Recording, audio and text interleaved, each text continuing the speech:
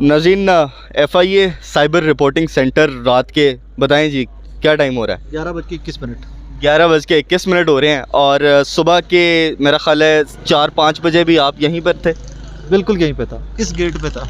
सुबह तकरीबन 9:15 बजे मैं यहाँ पर था और दोपहर तक कोशिश थी यहाँ पर रहें और उसके बाद दोबारा आप भी ब्रेक के बाद आ गए हैं, मैं भी ब्रेक के बाद आ गया हूँ। आप मेरा ख्याल है लिबर्टी गए थे? नो, मैं लिबर्टी गया हूँ। लिबर्टी के बाद 10 बजे मेरा लाइव शो था, मैंने जाके शो किया, अपना शो करके फिर आपके पास। अच्छा, बाय द वे साकिब भाई कल से जाग रहे हैं, कल कितने बजे से जाग रहे हैं? मैं तो कल ही परसों से जाग रहा हूँ। परसों 2 घंटे सोया था, सुबह 7 बजे जागना था किसी वजह से, फिर वो चल कल पूरी रात 1 सेकंड ही सोया, पूरा दिन 1 सेकंड ही सोया। और अब मुझे लगता है कि आज फिर मुझे नींद नहीं आनी, कि नींद आ गई, मैं सो गया तो सवेरे 7 बजे 8 बजे उठ सकूँगा कि नहीं उठ सकूँगा? नहीं, वो आप हम पे छोड़ दें, आप अभी जाएं, इसके बाद जाकर अभी हमसे फारिग हों और जाके सोएं ताकि कल आपकी ज़्यादा ज़रूरत है। अगर किसी ने शुक्रिया अदा करना है सारे मामले के अंदर तो वो ये शख्स है। आप तमाम लोगों का शुक्रिया, आप तमाम लोगों का शुक्रिया जो सारे के सारे अभी इकट्ठे। इंशाल्लाह लगे रहेंगे और इसको छोड़ेंगे नहीं। सर क्या सारे मामला देखें, पूरा दिन थोड़ा सा एक्सप्लेन करें। मेरे ख्याल में ये जो आज सारी वारदात हुई है, इस वारदात के बाद एक दफ़ा बैठ के सारी PDM को 13 जमाती सरबराह, उन्होंने एक वो कुल जमाती वो भी बुला लिए। उस कुल जमाती कॉन्फ्रेंस में बैठ के ना सबसे पहले ये सोचें कि इस चीज़ से खोया क्या है और पाया क्या है। सारे लीडर, इमरान खान तो जाएंगे नहीं तो बाकी जितने लीडर वहाँ इकट्ठे होंगे। रजी भाई उस पर कह रहा था शांतना गुलजार को और आजम सवाती को भेज दें। ऑनेस्ट शांतना गुलजार साहबा को और आजम सवाती साहब को भेजना चाहिए PTI को, ताकि उनके मुंह पर एक ये तमांचा होगा। और पहला आधा घंटा बैठ के ना सिर्फ ये सोचें कि आपने पिछली इस पूरी एपिसोड से क्या, आपके पास महंगाई आपने कर रखी है, डॉलर आपसे काबू नहीं हो रहा, डार साहब के सारे तजर्बे नाकाम हो चुके हैं। इस सारी एपिसोड के बाद फिर गिरफ्तारियाँ भी कर रहे हैं, इस तरह की जलालत कर रहे हैं, आज़ादी इज़हार राय पर कदगने डाल रहे हैं। तो एक दफ़ा इस APC का पहला एजेंडा ये होना चाहिए, क्या खोया क्या पाया। बिल्कुल बॉटम लाइन है, ये बॉटम लाइन है, क्या खोया क्या पाया। लेकिन बदकिस्मती ये है कि खोई खोया पाया कुछ नहीं, पाया as a matter of fact सिर्फ खोई खोया है। आपने पाकिस्तान का चैन खोया है, आपने पाकिस्तान का अमन खोया है, आपने पाकिस्तान की मुईशत खोई है, आपने पाकिस्तान की तरक्की खोई है और अबव ऑल दीज आपने पाकिस्तान की होप खोई है। उम्मीद जिसके ऊपर दुनिया चल रही थी ना, और जिसके ऊपर पाकिस्तान चल रहा था, हम लोग दिन रात जुटे हुए थे अपने कामों में कि कोई गल नहीं यार, अल्लाह खैर करेगा, बेहतरी आएगी। आपने हमसे हमारी वो होप छीन ली है। कैसे छीन ली है? होप की ये बंदा बात करता था ऐसे, सब तो ज़्यादा इमरान भी नहीं थी गल करते होप दी कि ठीक करांगे, ऐसे सारे करांगे, हमारा मुल्क है, तुझे साड़ी होप को के अंदर ढक दी थी। जरा दिल करता है, मतलब मुझे एट टाइम्स फील होता है कि हुक्मरानों को लगता है कि हर वो बंदा जो प्रोग्रेसिव बात करे, जो बेहतर मुल्क की बात करे, जो बेहतर मुईशत की बात करे, जो तालीम की बात करे, उसको पकड़ के अंदर दे दो। और उसकी वजह पता है क्या रजी भाई जी, कि जब सारा कुछ हो जाएगा ना, कोई बंदा ना वोट नहीं पाएगा। ऐसे ही है इनका सिस्टम जो उन्होंने कैमोफ्लेज किया है ना, पॉलिटिकल सिस्टम, ये उसमें एक्सपोज हो जाएंगे। जब शऊर आता जाएगा तो बच्चे कल को खुद बोलेंगे कि यार मैं ਤੁਹਾਨੂੰ की वोट पाऊँ, मैं आपको ना इलेक्शन लड़ा, मैं मुल्क को लीड कर सकता हूँ, मैं पढ़ा लिखा हूँ, मेरे में शऊर है। तो उदो सारी जंग अगर वोट की है ना राय साहब, अगर सारी जंग वोट की है तो अब ये देखें कि पिछले 8 माह में जो इन्होंने किया है, जो पाकिस्तान पीपल्स पार्टी का नजरियाती कारकुन है, आज उससे पूछे वो कहाँ खड़ा है। जो मुस्लिम लीग नून का नजरियाती कारकुन है वो कहाँ पे खड़ा है। वो दोनों मायूस हो चुके हैं अपनी लीडरशिप से। शायद खाकान अब्बासी जैसा बंदा कह चुका है भाई अपनी पॉलिसीज पर। लेकिन बहरहाल साकिब भाई एक आपसे मैंने एक सवाल किया था लाहौर प्रेस क्लब के सामने, अगर आपको याद हो, मैंने आपसे पूछा था, कोई नहीं अभी 2 महीने 3 महीने पुरानी बात हो गया ना, मैं सवेर दी अच्छा याद नहीं होती थानू। अच्छा, मैंने आपसे एक सवाल ये किया था कि ये जो सहाफ़ी हैं, इनके ऊपर जब तशद्दुद होता है या इनको जब हिरासा किया जाता है या इनको पकड़ा जाता है तो ये सहाफ़ी सारे इकट्ठे क्यों नहीं होते? आज मामला कहाँ पे आके बात बताता हूँ, बहादुरों के दोस्त बहादुर होते हैं, बुज़दिलों के दोस्त बुज़दिल होते हैं। इमरान रियाज खान बहादुर आदमी है, उसके दोस्त भी बहादुर होंगे, और यहाँ जितने आपको नज़र आए हैं सिर्फ यही बहादुर थे, जो नहीं आए वो सारे के सारे बुज़दिल थे। मुझे मेरा ख्याल है सुबह से मैं थोड़ा सा गिन लूँ, नजम भाई नज़र आए, मुझे गोंदल भाई नज़र आए, नहीं मेरा ख्याल है हमें गिनना चाहिए, हमें वो नाम याद रखने चाहिए। साकिब भाई इस वक्त ना पूरे पाकिस्तान की आवाम ने कैमरे लगा के रखे हुए हैं, वो एक एक शक्ल को जानते हैं। वैसे वो जानते हैं कौन आया कौन नहीं आया। कंटिन्यू करें, मुझे थोड़ा सा जरूरी मैसेज है, आप लोग कंटिन्यू। जितने भी पाकिस्तान की आवाम है उनके कैमरे बहुत तेज़ हैं। पाकिस्तान की आवाम देख रही है कि कौन खड़ा है मुश्किल वक्त में, कौन नहीं खड़ा, इमरान रियाज खान के साथ कौन खड़ा है और इमरान रियाज खान किस किस के साथ खड़ा रहा है।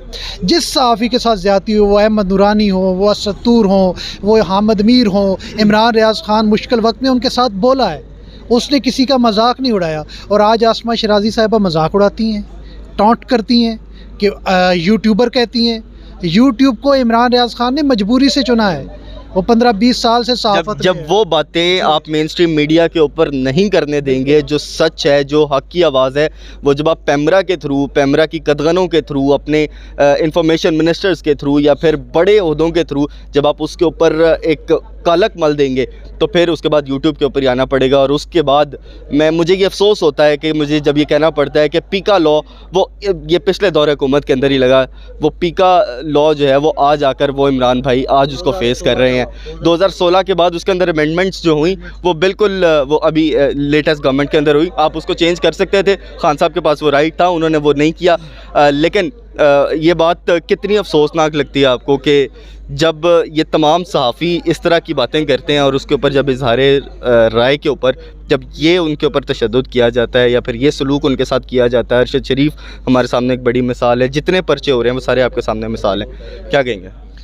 देखें, इमरान भाई जो हैं वो कुछ दिन पहले एक तकरीर कर रहे थे और उस तकरीर के अंदर उन्होंने ये बात की थी कि अरशद शरीफ को देखने के बाद जो उसके साथ जुल्म किया गया, तशद्दुद किया और जिस तरह से उसकी बुरी तरीके से उसको तशद्दुद करके शहीद किया गया, उसके बाद मेरी बाकी जितने भी सहाफ़ी दोस्त हैं उनसे भी मेरी उम्मीद उठ गई है। मुझे लगा था कि शायद इस बात के बाद जो सहाफ़ी थोड़े बहुत जिनके अंदर थोड़ी सी भी गैरत है वो जाग जाएंगे और वो उस टाइम पे मुझे ऐसा फ़ील हुआ। लेकिन आज बड़े अफसोस के साथ मुझे ये कहना पड़ रहा है कि बहुत कम लोग, बहुत कम सहाफ़ी हैं जो आज जो नज़र आ रहा है ग्राउंड के ऊपर कि वो इमरान रियाज के लिए यहाँ पे मौजूद है। मेरी उम्मीद है, मैं उम्मीद करता हूँ कि शायद कोई वजह हो, अभी तक मैं होपफुल हूँ कि इमरान भाई को सुबह अदालत में पेश करना है। अभी भी उम्मीद है कि शायद सुबह के टाइम हम देखेंगे सहाफ़ती बरादरी जितनी भी है वो इमरान भाई के लिए बाहर निकलें। लेकिन अगर वो बाहर नहीं भी निकलते, हम लोग यहाँ पे मौजूद हैं, हम लोग इमरान भाई के व्यूवर हैं और इमरान भाई को सपोर्ट करते हैं। बल्कि उनको भी क्या सपोर्ट करना है, वो हक की बात करते हैं और जो हक को सपोर्ट करते हैं, हक को सपोर्ट करते हैं। और इमरान भाई के लिए हम यहाँ भी मौजूद हैं, यहाँ पे खड़े रहेंगे, उनके साथ यकजहती करेंगे। सुबह उनको अदालत में पेश किया जाएगा और जिस जिस प्लेटफॉर्म पे जाके आवाज़ उठानी पड़ेगी हम इमरान भाई के लिए आवाज़ उठाएंगे। भाईजान, इनको तो उम्मीद है वकला बरादरी से कि वो कल सामने आएंगे और अपना एहतजाज रिकॉर्ड कराएंगे। बतौर पाकिस्तानी शहरी किससे उम्मीद है? आखिरी उम्मीद कौन है आपकी? उम्मीद थैंक यू। आप जाएं और सोएं और कल सुबह इंशाल्लाह आपसे मुलाकात। मुझे मेडिसिन भी लेनी है जाके, तो बहुत ज़रूर, हमारे लाइक को खिदमत हो तो ज़रूर बताइए। देखिए, सबसे पहली उम्मीद जो होती है वो हमेशा अल्लाह पाक से होती है और उसके बाद मुल्क के हुक्मरानों से होती है कि वो किसी कौम की कोई तकदीर बदलेंगे। दो चीज़ें मैं आपके साथ ज़रूर डिस्कस करना चाहूँगा। बात हो रही थी आसमा शराजी साहिबा की, उन्होंने यूट्यूबर कहकर बुलाया, तो उन्हें याद रखना चाहिए कि यूट्यूब हो, फेसबुक हो या फिर सोशल मीडिया या मेन स्ट्रीम मीडिया, ये एक सिर्फ मीडियम है अपना मैसेज या अपनी बात आवाम तक पहुंचाने का। तो अगर आप मेन स्ट्रीम मीडिया पर बैठी हैं तो आपने कोई बड़ा तीर नहीं मार लिया। मसला ये है कि क्या आप हक बोल रही हैं, सच बोल रही हैं, आवाम की तर्जुमानी कर रही हैं, अवाम के मसाइल को डिस्कस कर रही हैं, या फिर आप चंद एक हल्का अहबाब को खुश करने के लिए अपनी सहाफ़त दिखा रही हैं। तो सोशल मीडिया हो, यूट्यूब हो या मेन स्ट्रीम मीडिया हो, ये सिर्फ एक मीडियम है अपनी आवाज़ पहुंचाने का। लेकिन हक अदा करना, आवाज़ सही तरीके से पहुंचाना, चाहे मीडियम कोई भी हो, यूट्यूब हो या मेन स्ट्रीम मीडिया हो। दूसरा, पाकिस्तान का अलमिया ये है कि इसको उठा लो, उसको उठा लो, ये कर रहा है तो उठा लो, वो कर रहा है तो उसको उठा लो। एक चीज़ जो नहीं उठाई जाती हुक्मरानों से और इदारों से, वो है ज़िम्मेदारी। अवाम की हिफाजत की ज़िम्मेदारी उठाना है तो वो ज़िम्मेदारी उठाएं जो अवाम की आपके ऊपर आती है, जिनके टैक्स के पैसों से आप पलते हैं, जिनके टैक्स के पैसों से आपकी अयाशियाँ होती हैं, जिनके टैक्स के पैसों से आप बैरून मुल्क दौरे करते हैं, आपको बड़े बड़े घर, गाड़ियाँ, पेट्रोल और बड़े बड़े अखराजात TADA मिलते हैं। उठाना है तो उनकी ज़िम्मेदारी उठाएं, सेफ्टी की ज़िम्मेदारी उठाएं, अमन व अमान की ज़िम्मेदारी उठाएं, उनके रिज़्क़ की, रोज़गार की ज़िम्मेदारी उठाएं। इंसान उठाने से आप कोई बड़े नहीं बन जाएंगे, इससे आपकी इज़्ज़त में कमी ही होगी।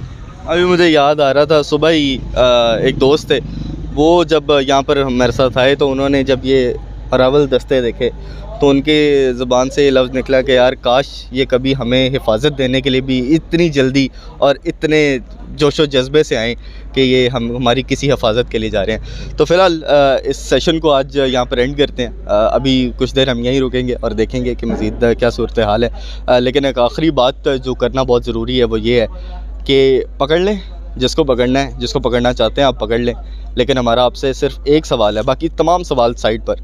क्या आप रोज़े महशर के अंदर यकीन रखते हैं? क्या आप इस बात के ऊपर यकीन रखते हैं कि अल्लाह आपको देख रहा है या नहीं, और आखिरत के अंदर आपकी पकड़ होगी या नहीं? इसके साथ ही मोहम्मद अहमद अरकम को दीजिए इजाज़त। अल्लाह हाफ़िज़।